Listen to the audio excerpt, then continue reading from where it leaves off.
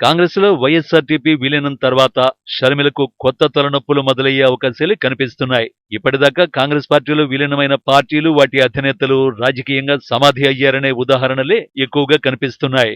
తెలుగు రాష్ట్రాల్లో గమనిస్తే ప్రజారాజ్యం పార్టీ పెట్టిన చిరంజీవి చాలా క్లిష్టమైన పరిస్థితుల్లో కాంగ్రెస్ పార్టీకి మద్దతునిచ్చారు. ఆ తర్వాత విలీనం చేసి రాజ్యసభ సభ్యుడిగా, కేంద్ర మంత్రిగా కొంతకాలం పనిచేసి ఆ తర్వాత రాజకీయాల నుంచి పూర్తిగా తప్పుకున్నారు.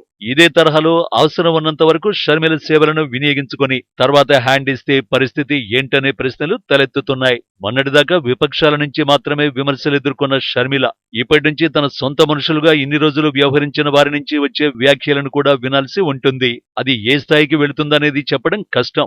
కాంగ్రెస్ పార్టీతో దోస్తీ అని ప్రకటించగానే అప్పటిదాకా తనతో కలిసి నడిచిన ఎందరో నాయకులు షర్మిలను వదిలి తమ దారి తాము చూసుకున్నారు. వైఎస్ రాజశేఖర రెడ్డి, విజయమ్మ, జగన్ ఉన్న ఫోటోలను షేర్ చేస్తూ ఇకపై ఇదే వైఎస్ కుటుంబం అని పోస్టుల్ని తెగ వైరల్ చేస్తున్నారు. మొన్నటిదాకా వైఎస్ షర్మిల అని షేర్ చేసిన వారు ఇప్పుడు ఎం షర్మిల అని సంబోధిస్తున్నారు.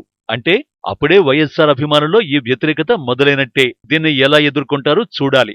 గతంలో ఇదే కాంగ్రెస్ పార్టీపై విమర్శలు చేసిన షర్మిల ఇప్పుడు వాటిని ఎలా సమర్థించుకుంటుందో చూడాలి. ముఖ్యంగా వైఎస్ మరణం వెనుక కాంగ్రెస్ అధినేత్రి హస్తం ఉందని చేసిన ఆరోపణలకు ఏం సమాధానం చెబుతారు? అదే కాంగ్రెస్ పార్టీ రాజశేఖర రెడ్డి కుటుంబంలో భాగమని ఎలా చెబుతారో చూడాలి. వైఎస్ఆర్ సంక్షేమ పాలన రావాలంటే జగన్మోహన్ రెడ్డి అధికారంలోకి రావాలని చెప్పిన షర్మిల ఇప్పుడు అదే నోటితో కాంగ్రెస్ వస్తేనే వైఎస్ఆర్ పాలన తిరిగి ప్రారంభమవుతుందని ఎలా చెప్పగలుగుతారో చూడాలి.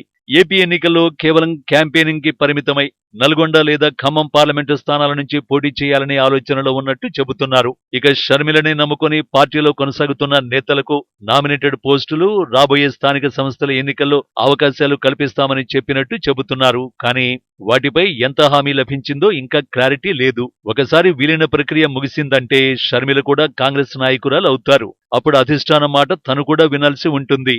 అదే జరిగితే ఏ ఆలోచనతో ముందుకు వెళతారో తెలియటం లేదు.